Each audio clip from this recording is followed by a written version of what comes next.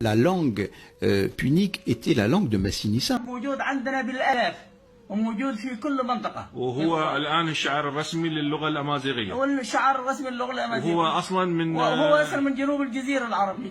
N'oublions pas ça.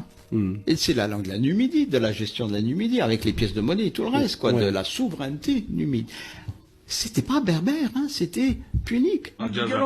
لكن هو معروف هذا واضح. وهذا معروف هذا هو عندنا آلاف منهم. موجود في كل النقوش اللي موجودة القديمة جدا. القديمة جدا في ظفار.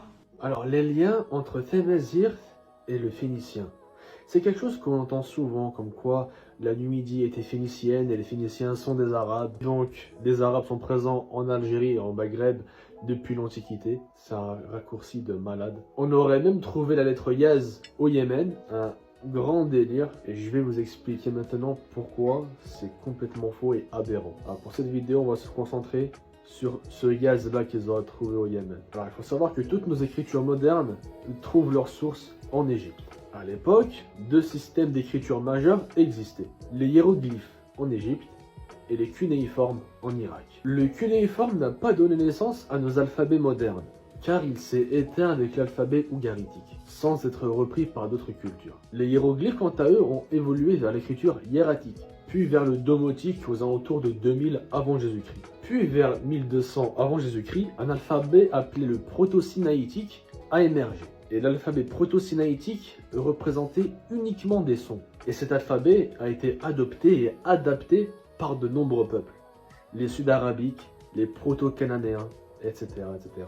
Les proto-cananéens ont donné naissance à deux branches principales. La première, c'est la branche phénicienne, qui a influencé de nombreuses écritures méditerranéennes. Et la deuxième, c'est la branche syriaque araméenne, qui a donné naissance à la langue arabe. Il est crucial donc de noter que les Phéniciens et les Arabes proviennent de deux branches complètement différentes, contrairement aux idées reçues qui tentent d'arabiser notre passé antique, notamment en ce qui concerne la Numidie. Il existe également la branche araméenne impériale, qui a conduit à l'hébreu. Si l'on suit la logique que les Phéniciens étaient des Arabes, alors il faudrait aussi considérer les Hébreux comme tels, ce qui n'est pas cohérent historiquement. Il faudrait donc aussi considérer que les deux parties du fameux conflit qui se passe actuellement au Moyen-Orient concernent des Arabes contre des Arabes.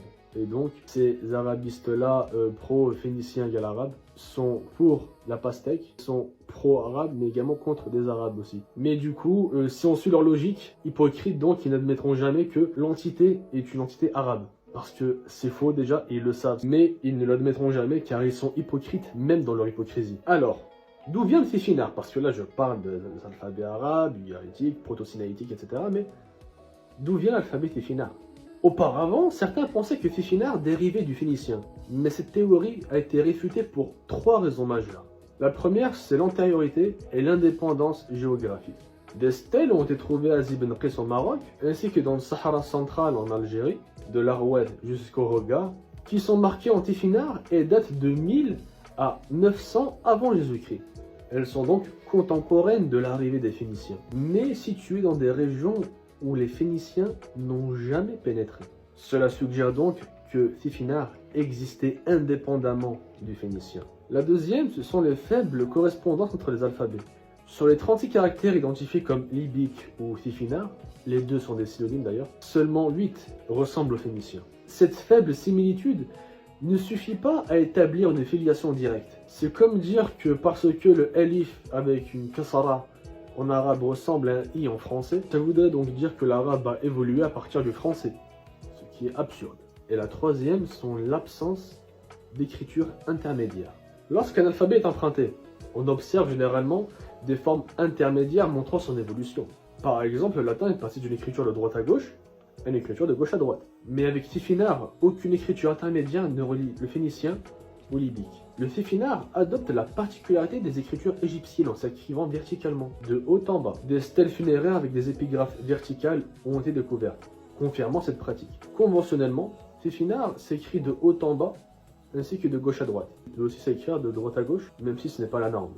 Mais jamais de bas en haut, pour des raisons pratiques. Des recherches récentes ont mis en lumière une autre origine possible pour Fifinard, une influence directe venant de l'Égypte. Des stèles utilisant l'alphabet de Kor, situées entre la Libye et l'Égypte, ont été découvertes. Ces inscriptions proto-libyques, différentes du libyque classique, montrent des similitudes qui suggèrent une évolution locale de l'écriture. En 1891, une affaire archéologique a révélé l'existence de nombreuses stèles dans cette région, connues sous le nom de fausses écritures libyques de Ramla.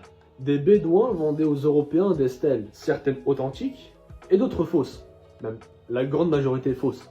Malgré la fraude, cela montre l'existence notable de ce type d'écriture dans ces zones, renforçant l'idée d'une transmission directe de l'Égypte vers le libyque. La route des chars est une autre preuve directe des contacts étroits entre l'Égypte et les peuples libyques.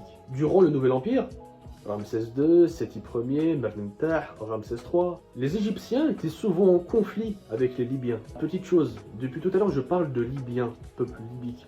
En fait, il faut savoir que tout ce qui était à l'ouest de l'Égypte était appelé les Libyens. La Libye, ce n'est pas la Libye actuelle qu'on connaît, c'est vraiment tout ce qui était à l'ouest de l'Égypte, vraiment tout, jusqu'à l'océan Atlantique, ce qu'on pourrait appeler aujourd'hui la Berbérie, Temazara. Donc, peuple libyque, c'est l'ancien nom du peuple amazigh. Et donc, sur la tombe de Séti Ier, en 1300 avant Jésus-Christ, des représentations de chefs libyques ont été trouvées, 500 ans avant l'arrivée des Phéniciens. Mais alors, pourquoi certains disent que Fifinar vient du Yémen? Cela découle de l'hypothèse hémiarite, qui suggère que les Berbères auraient des origines sud-arabiques. Lorsque les Arabes sont arrivés en Afrique du Nord, ils ne connaissaient pas les Berbères. Pour expliquer leur présence, ils ont dû suggérer une origine commune, notamment en raison de certaines similitudes physiques. Cette théorie était aussi une forme d'hommage. Des écrivains comme Al-Rikik écrivaient pour des souverains berbères comme les Irides, qui étaient d'ailleurs kabyles, et affirmaient que les tribus comme les Sanhaja descendaient d'une noble lignée hémiarite. Cela visait à élever le statut des Berbères en les liant à une origine arabe prestigieuse. Soi-disant, on serait de vrais Arabes, contrairement aux Arabes nord-arabiques qui sont des Musta'arabes, donc des arabisés.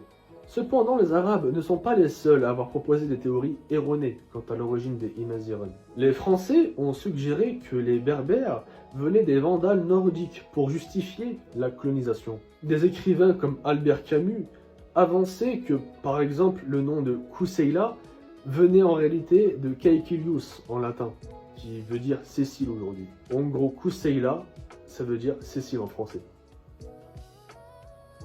Oh Cécile, Yaradek, oh j'ai dit Cécile, qu'est-ce qu'il est? Oh, faut s'adapter, faut s'intégrer à la France. Ou encore le fameux Kousseila, c'est Axel. Il y a bien un nom qui s'appelle Axil, et c'est pas Axel, le Axel l'ont juste transformé pour l'adapter un petit peu à la France. Et puis non, Axel, ça n'a rien à voir avec Kousseila. Kousseila, c'est Kousseila. Non, Kousseila, c'est arabisé. Non, c'est pas arabisé. Kousseila, Kousseila. Il y avait des rois qui s'appelaient Xila bien avant Kousseila, bien avant les Arabes, en l'an 500. Le village Xila en Kabylie, mais bon, c'est un autre sujet. Les Grecs également, moi, affirmaient que les Berbères sont les descendants des compagnons d'Hercule. C'est-à-dire que Hercule est allé en Afrique du Nord avec deux de ses compagnons, un Perse et un Arménien. Le Perse s'est reproduit avec les Gétules, qui a ensuite créé le peuple numide. Et l'Arménien s'est reproduit avec les Maures, M-A-U-R-E bien sûr, pas de nécrophilie ici, attention, pour créer le peuple de Maurétanie. Mais la théorie la plus absurde est sans doute celle qui prétendent que les Kabyles viennent du village de Kabylie, en Bulgarie. Une simple ressemblance phonétique a été transformée en origine fictive. Pour info, il y a même la ville de Oran, la province des Oran, en Argentine. Donc les Oranais sont argentins. Il y a même la ville de Biskra, aux États-Unis. Biskra Palms, elle s'appelle. Vous voyez que donc les Ottomans, en venant en Algérie, ils ont lâché des esclaves bulgares en Algérie qui sont ensuite répartis comme des moutons et des chèvres dans les montagnes. Et ça a créé du coup les Kabyles. Les chaves. Les chaves. Un grand délire, cette théorie dont les adeptes les Phéniciens sont des Arabes sont très très friands pour justement dénigrer les Kabyles et éviter de nous faire passer pour de vrais Berbères. Heureusement que la science est là, n'est-ce pas? Pour conclure, Fifinar est un alphabet unique et profondément enraciné en Afrique du Nord. Avec des origines remontant directement à l'Égypte antique, les tentatives de le lier à des origines orientales ou européennes sont souvent le reflet de manipulations historiques, pour des motivations politiques ou idéologiques. Il est essentiel de reconnaître et valoriser notre héritage authentique, basé sur des preuves archéologiques et linguistiques solides. Alors Massinissa parlait le punique. Pour rappel, Massinissa, le premier roi de la Numidie unifiée, était réputé pour son multilinguisme exceptionnel. Il parlait Tamazight, sa langue maternelle. Il a d'ailleurs une célèbre citation Tefelikt Yifeliken, l'Afrique aux Africains, reprise par Sarkozy, la France aux Français. Mais il maîtrisait également le phénicien, sans oublier le grec et le latin. Cette polyvalence linguistique était à la fois le reflet de ses capacités intellectuelles et une nécessité stratégique, dictée par les réalités politiques et diplomatiques de son époque. Avant tout, Massinissa, parlait Tamazight, la langue des Numides, et donc de la majorité de son peuple. Tamazight était au cœur de l'identité culturelle numide.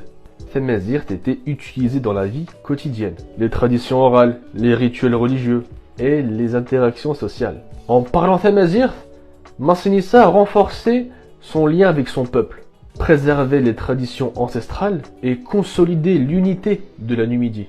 L'usage de l'écriture libyque, ancêtre de Tifinagh, bien qu'en réalité libyque et Tifinagh sont des synonymes, donc l'usage du libyque ou Tifinagh pour les inscriptions officielles et les communications, attestait de l'importance de la langue amazigh dans la société numide. Le phénicien, ou le punique, était la langue de Carthage. D'ailleurs, il faut bien distinguer phénicien et punique. Le punique, c'est le mélange entre la culture phénicienne et la culture amazigh. Carthage était une puissance voisine et souvent rivale. Massinissa avait des relations complexes avec Carthage, alternant entre alliances et conflits. La maîtrise du phénicien était essentielle pour la diplomatie, afin de négocier des traités et des alliances, ainsi que pour le commerce en facilitant les échanges commerciaux entre la Numidie et Carthage. En parlant phénicien, Massinissa pouvait communiquer directement avec les dirigeants carthaginois, ce qui était crucial pour défendre les intérêts de la Numidie, sans dépendre d'interprètes qui pouvaient déformer les messages. Quant au grec, à cette époque-là, c'était la lingua franca du monde méditerranéen. Le grec était la langue de la culture, de la science, de la philosophie et de la diplomatie entre les royaumes hellénistiques. En maîtrisant le grec, Massinissa pouvait établir des relations avec d'autres puissances méditerranéennes, comme l'Égypte ptolémaïque, la Macédoine ou la Syrie séleucide. Il avait accès au savoir scientifique, philosophique et culturel de son époque, enrichissant ainsi sa vision du monde et son leadership. La connaissance du grec permettait à Massinissa de placer la Numidie sur la scène internationale et de bénéficier des avancées culturelles et technologiques de l'époque. Le latin, lui, était la langue de Rome, une puissance montante qui allait devenir dominante en Méditerranée occidentale. Après avoir initialement soutenu Carthage, Massinissa s'est allié à Rome lors de la deuxième guerre punique. La maîtrise du latin lui a offert plusieurs avantages. Il pouvait communiquer directement avec les dirigeants romains, renforcer la confiance mutuelle, obtenir le soutien militaire de Rome pour affaiblir Carthage et étendre son royaume, et participer aux décisions stratégiques, en pesant les orientations politiques de la région. En parlant le latin, Massinissa a pu s'insérer dans le réseau d'alliances romaines et assurer une position favorable à la Numidie dans le nouvel ordre méditerranéen. Le multilinguisme de Massinissa était le reflet de son intelligence politique, ainsi que de sa capacité à naviguer dans un monde complexe en constante évolution. En maîtrisant Tamazight, il renforçait son identité culturelle et son lien avec son peuple. La connaissance du phénicien lui permettait de gérer les relations avec Carthage, qu'elles soient conflictuelles ou coopératives. Le grec lui ouvrait les portes de la diplomatie et du savoir méditerranéen, tandis que le latin était essentiel pour son alliance stratégique avec Rome.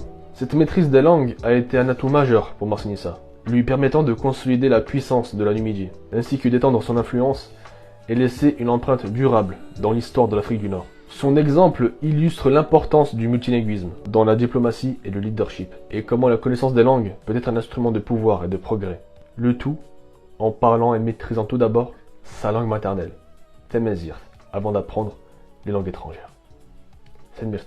Prenez exemple.